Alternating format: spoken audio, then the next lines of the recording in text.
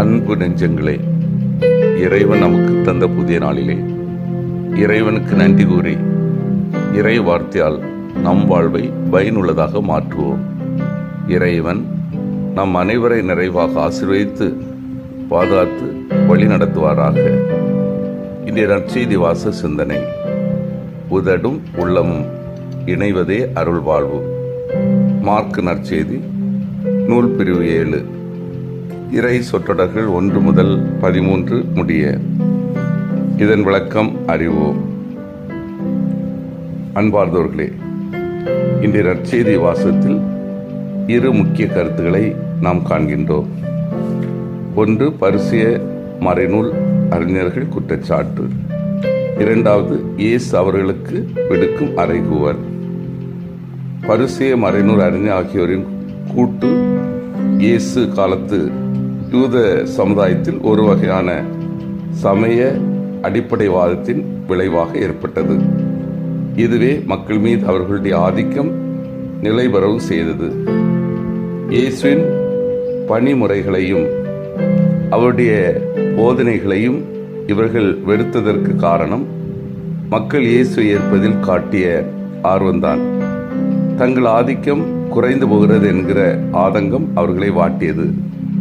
இயேசு யூத மரபுகளை அலட்சியப்படுத்துகிறார் என்கிற உண்மையான கவலையும் ஒரு சிலரிடம் ஏற்பட்டிருக்கலாம். எருசலேமில் இருந்து வந்திருந்த மறைநூல் அறிஞர் என்கிற குறிப்புக்கு சட்ட அறிவில் தேர்ந்து தெளிந்தவர்கள், அதிகார பீடத்தில் பங்கேற்றவர்கள் என்று அர்த்தம் கொள்ளலாம். ஒருவேளை இயேசுவின் புதிய போதனைகளை கேள்வியுற்று தங்கள் மரபுகளை காப்பாற்றும் நோக்கத்துடன் அவர்கள் கலிலேயாவுக்கு வந்திருக்கலாம். சட்ட காவலர்கள் இயேசுடன் மேற்கொள்ளும் மோதலில் வரும் முதல் குற்றச்சாட்டு சீடர்களின் நடத்தை பற்றிதான். அதாவது அவர்கள் தீட்டுப்பட்ட அல்லது கழுவாத கரங்களுடன் மேற்கொள்ளும் செயல்கள் பற்றியது. கைகளை கழுவி உண்ணுதல், சந்தையில் வாங்கிய பொருட்களை கழுவுதல் போன்ற மேலோட்ட மரபுகள் உண்மையாகவே ஐநூல் பாரம்பரியத்தின் கூறுகள் அல்ல. காலப்போக்கில் ஒரு சில சட்ட அறிஞர்கள் தாங்களாக உருவாக்கிய சில வாய்மொழி மரபுகளே இவை. தங்களுடைய அதிகார போக்கிற்கும் வெளிவேடத்திற்கும் வலு சேர்க்க உருவாக்கப்பட்ட விதிமுறைகள் இவை. இவற்றை அனுசரிப்பதால் எத்தகைய இறை உணர்வோ மனிதநேயமோ மக்களிடையே ஏற்படுவதில்லை என்பதை இயேசு மிக தெளிவாகவே அறிந்திருந்தார். இரண்டாவது, பரிசேய மறைநூல் அறிஞர் ஆகியோரின் குற்றச்சாட்டை எதிர்க்கிறார் இயேசு. அவர்கள் சட்டத்தின் மனிதநேய கூறுகளை அலட்சியப்படுத்தி தேவையற்ற சில சில்லறை மரபுகளுக்கு முக்கியத்துவம் தந்து தங்கள் அதிகாரத்தை காப்பாற்றிக் கொள்ளும் வெளிவேடத்தை இயேசு வெளிப்படுத்துகிறார். அதாவது இயேசு யூதர்களின் வாய்மொழி பாரம்பரியத்தை புறக்கணித்து சட்டம் இறைவாக்கு என்கிற எழுத்து பாரம்பரியத்தையே வலியுறுத்துகிறார். இம்மக்கள் உதட்டினால் என்னை போற்றுகின்றன என்கிற எசாயாவின் குற்றச்சாட்டை இயேசு முன்வைக்கிறார். பரிசேய மறைநூல் அறிஞர் வலியுறுத்தும் மரபுகள் கடவுள் அளித்த எழுத்து பாரம்பரியத்தில் அல்ல, ஆனால் ஒரு சில மனிதர்கள் உருவாக்கிய பாரம்பரியத்தில் மட்டும்தான் உள்ளது என்பதை சுட்டிக்காட்டுகிறார்.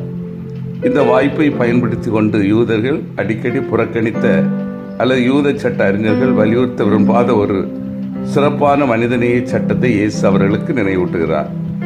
அதாவது பெற்றோர்களை மதித்து அவர்களை பராமரிப்பது பற்றிய தெளிவான சட்டத்தை அவர்கள் புறக்கணித்து வந்தனர்.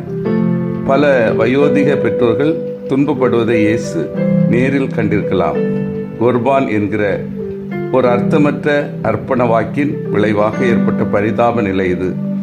அதாவது தங்கள் சொத்தில் ஒரு பகுதியை கடவுளுக்கு அர்ப்பணம் செய்வதாக வாக்களித்து விட்டால் அது கோர்பான் என்கிற தன்மை பெற்று அச்சொத்தினால் வரும் வேறு கடமைகள் என்று தாங்கள் விடுபடுவதாக அவர்கள் நம்பினர்.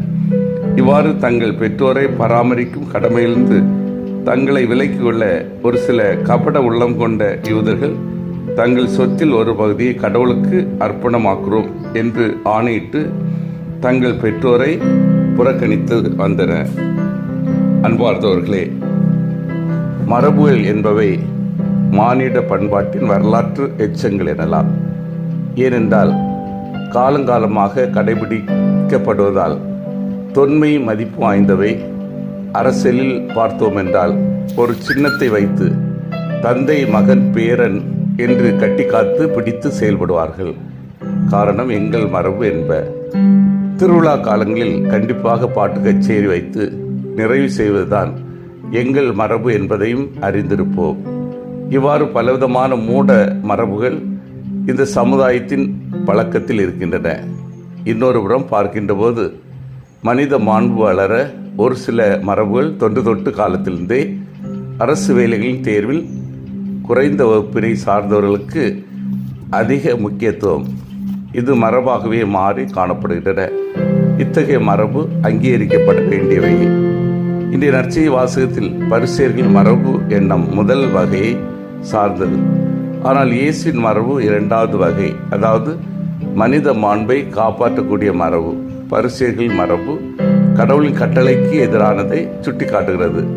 இயேசு குர்பான் என்னும் மரபை சுட்டிக்காட்டி நீங்கள் பெற்றுக்கொண்ட மரபின் பொருட்டு கடவுளின் வார்த்தையை பயனற்றதாக்கி விடுகிறீர்கள் என்கிறார்.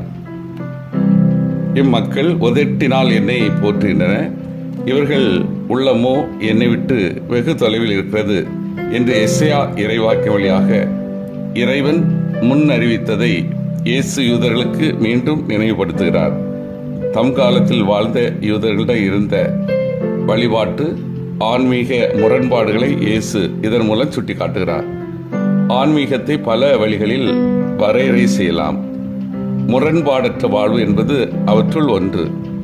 யாரெல்லாம் தங்கள் வாழ்விலும் பேச்சிலும் முரண்பாடற்று வாழ்கிறார்களோ அவர்களெல்லாம் சிறந்த வகையில் தங்கள் ஆன்மீகத்தை வாழ்கின்றன என்று சொல்லலாம்.